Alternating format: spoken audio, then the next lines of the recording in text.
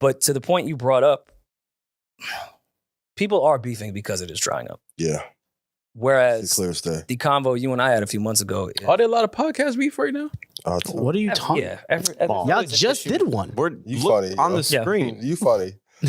I think you fuck way more than 4 girls. All right, let me for real. Let me be clear for the room. Is there any beefs outside of us? Yes. A ton. Plenty. Yeah. A ton. Everyone's I don't going back listen and to forth. these niggas. So I Well, wouldn't you know don't. what the fuck is beef. Who's You beef? don't, That's yeah. that's why I just asked. Yeah, like Oh, there's other I stay- even let's say like even when Jesus Marrow happened, that's podcast beef. This is a problem. Adam 22 has been in beef. Adam too. Matt, Yes. everybody. Yeah. Gillian Wallow. Everyone has been in some form of a back and forth. beefing with. They were beefing with Joe from like beef It's is beef with a lot of people. We're You gotta listen to Danny from the people stop. will He's the beef one with that them. got all of it. Remember? I'll Put it on Danny. Or even if you want to take Vlad, everybody piles up there you- on Vlad. Mhm. And so he's a vulture. No, That's a misconception. I've complimented Vlad. You give him a lot of props. You give him a lot of props. You're critical, but you Yeah. do. enjoy I think his he's content. changed his platform drastically, where I feel more comfortable watching. not only watching but complimenting his Yeah. interview skills, his how he preps, the guests he get. Yeah. I was critical of Vlad in the earlier days when I felt like he was exploiting younger kids that did not understand. Yeah. But let me ask I was this. never mad when grown men went snitch. That's are grown ass men. people so critical of Vlad, but won't bring that to Puff? Also, I'm gonna say too, I mean, the it's a fair music point. business was never ours. So when we like the culture shit, like Vlad and Leor are deploying assets for their culture. I don't know nobody black to own a majority of the assets in the music business. So when I hear that he's a vulture, I'm like, how? But if Puff is using artists, not giving them, is he a bigger vulture or is Vlad? I mean, I've never thought of the Puff. The vulture and Vlad thing comes from because if you're not from the culture, I think. If you're not of the culture. So being of the culture gives you a pass to disrespect To do cheating. Not, it Wild doesn't give you a shit. pass, but it's like at least you're of the culture, you're from the culture.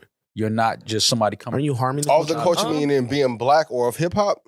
and it shouldn't hip-hop be or- my Gotcha. face to Yeah. bring this up, but I mean, Vlad was a DJ for real before. I had Vlad mixtapes that were pretty good. Mhm. Like before he was doing content, it wasn't Yeah. like Vlad popped up and just started interviewing gang members. Like, listen, I'm not Vlad got gonna. 30,000 views per interview. Would anybody call him a vulture? And I'm not caping for Vlad because he just No. came with us. But I don't think so. so that was my question. Like, But we pick and choose with that as well, because I've seen people call Vlad a culture vulture a million times, but wouldn't call Adam 22 that. And I'm not even making that more of a white thing. Vlad was a DJ first and Yeah. was within hip hop culture early. Adam came from the BMX rocker world and then started interviewing SoundCloud rappers. yeah, And now he interviews everybody and his gang members. And 50 a culture that he's not from. Shout out to Crip Mac. 50 And I'm not calling Adam a culture vulture. I'm just bringing up the point that it is, people do pick and choose, myself included. I've been guilty and been a hypocrite where I have called Vlad out for behavior that I've let other people slide and not say anything. Yeah. I just hold a grudge because he tried to say I was unintelligent because I didn't want to go on the show. Why don't you go on the show? I have no interest on going. Can we get a Villains and Vultures tour going?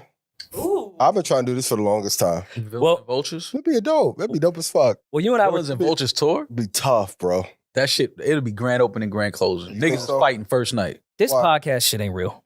It wouldn't be. I mean, I'm talking about the fake podcast beef, Yeah. not like ex-friend beef. That could go somewhere. Well, These no one's really Motherfuckers really beefing not with fighting. each other. Y'all not got to scrap with the minimalists. No. that's not a beef. I told Julian to reach out to them. I'll go on their show and debate. Rory hit me this morning and said, "Hey, let him know I'd go on their show." I was like, "Nah, I don't think they'd be open to doing No. anything with us at this." Yeah. That's fine. We just took Yeah. down their video. But that's the question I asked when I first came up here. I'm like, why don't more people collab? Especially when the money drying up. Everybody can play tough.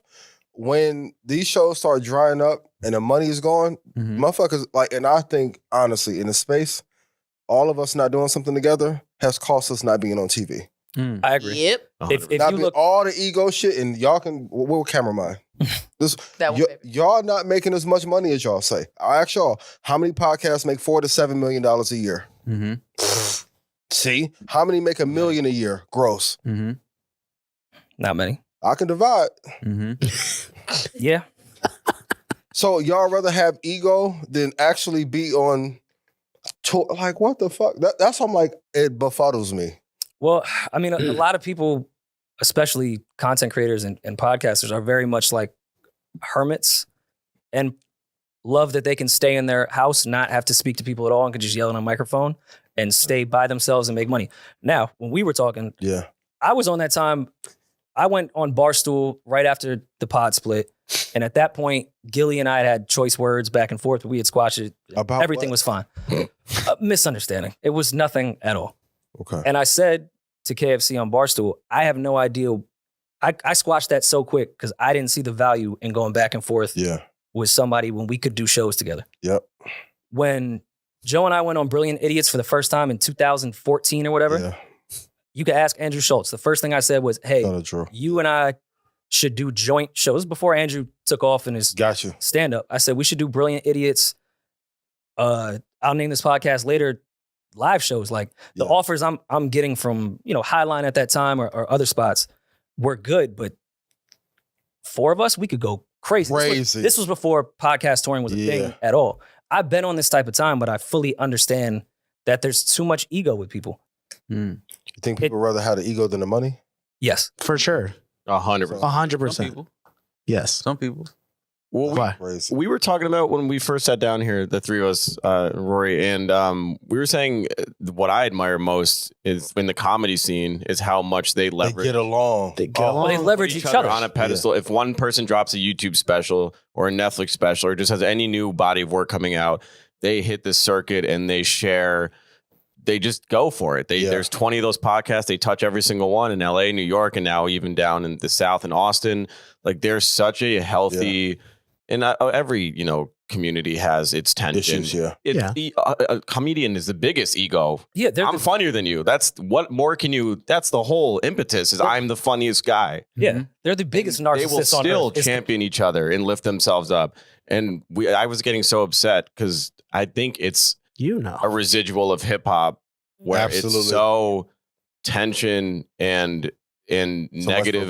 It's too much ego in a negative way where it's you'll be willing to hurt yourself in your own dollar just so you don't uplift and help someone else in this that's in your field, that's in your space. And I hate that. But is that also a reflection of our fan base? And I'm not putting this on the fan. No, it's not. Not at all. Your fan base don't nothing but write in the comments this is a and I want to dictate our relationship with these people. The fans don't. I want to make this very clear so words don't get misconstrued. When I say fan bases or demographics, I'm talking about the pod fan versus the comedy pod fan. Not a race thing, because there's plenty of white hip hop fan base people that we have that I think just thrive on us arguing and going back and forth. There's nothing within our pod community where kumbaya works with our fans. They want to see us go back and fucking forth nonstop. The comedy pod fan loves to see 3 of their favorite comedians sit on a mic and be funny together. Okay, even if we... They want to see us go back and forth. Because we set that precedence. Yeah, because they know that we're not going to get along. To control how we interact with each other. If we argue, who doesn't like to see a fight? But if you choose not to argue and you choose to uplift people, guess what? You think they're going to stop watching? Let me ask you this question, because I think our fan base came from... We're not hip-hop podcasting, but it came from hip-hop. That's where it started. Yes. Mm-hmm. Yeah. Wayne and 2 Chainz just put out a joint album. True. The hip-hop fan is going to skip over that collab album to go listen to a Wayne diss towards 2 Chainz or 2 Chainz diss Lil Wayne before they go listen to a joint album of 2 of their favorite artists. But they don't want the kumbaya shit. That's not also fair older because artists. They're older artists. They're older artists. Drake and 21 Savage have one Drake of the biggest. That's an anomaly. That's different. That's and J. Drake. Cole Yep. is a prime example. Of what? What is our of getting along? At some point, they got to put a project out. What did they? They're going to do a tour. They did Whoa, one video. what was the response to that amazing first-person shooter record? Who got who? Who got who? Cole smoking him. Drake is washed. Yo, I wish they just fucking beef. Yeah, Where's Kendrick? Is Kendrick gonna diss them now? Is Kendrick getting on his beat? Right, but the point is they're in the position to control the narrative and they've led with positivity. Not only did they put that out, they then 2 weeks later, a month later, they dropped Evil Ways with a video. And now everybody wants a joint album. They control which way our mind goes. People always wanted a joint album from those 2. But I think the genius in what they did was they didn't feed into it. They didn't feed into the beef shit. It was like, yo, this is really my friend. This is really my guy. Yeah. Like, this is really like somebody I fuck with. Yeah. And I think that they just made good on that with a great record. Yeah. And then they followed it up with another good record. Yeah. And then obviously they're leaning towards, okay, obviously we have records together. Obviously there may be some more records together. And we know that people want us to do something, an album together. I just think that with podcasting in our demographic, it just is so much, this is mine. Like, I don't need you. I don't need that. I don't need, this is mine. And I think that, cool, it can still be yours, but that don't mean that you can't set up work on my block and I can't set up work on your block, and we can't, like. Because we're the only space that doesn't do it. And also, as the deals get smaller, the audience is fractured. Like, a lot of these shows can go bankrupt real fast. Mm-hmm. Next year, if inflation continues to go up, half these shows going to be gone. Very easy, because it's not cheap. There's a certain level of production when it comes to podcasts now. Absolutely. It's not what it once was. To maintain that level of production costs fucking money. And it's $1,500 ads aren't going to keep it going. Mm-hmm. But quickly, I'm not going to let y'all change my point based off Drake. Oh my God. Based off Drake and J. Cole. Dog, are the words we use now in just everyday language, spin the block, op, everything is about beef and confrontation. Just because Cole and Drake did one song together, you guys are not going to tell me that hip hop and hip hop podcasting, hip hop YouTube, hip hop live stream does not thrive. Triple its views with confrontation. We're not denying that. Because clearly I've made that argument with you guys before about that too, even for our own sake. Right? It's at the sake of, it's not worth it though that we're not collabing at the end of the day, or at least collabing more. We could still be making way more money in the long run than the spikes that we get from a diss or from a beef. Yeah, if every 50 episodes you have a beef, cool. We get 2x listens because you called out someone by name, and then it comes back down, it evens out, and then you wait for the next time the beef warms up again. The point is, we control the narrative. We control our relationship with these other podcasts. Utilize these other platforms. But this is coming from someone. Episode was a collab with another podcast. We collab with other podcasts though. Y'all doing it right now. Again, it's not. But we should do it more. Like exactly. So exactly. It should be a common thing. That's what I'm trying to say. I was just podcasts in this city that haven't even would never even come across working with. Last year we did Hulu Theater. It was just me, Troy, Rashad. We had Mayweather come. My first thought was, what for other people, huh? Subtle flex is fine. Yeah, no. I appreciate y'all for coming to the show. If I make you money, please put yes in chat.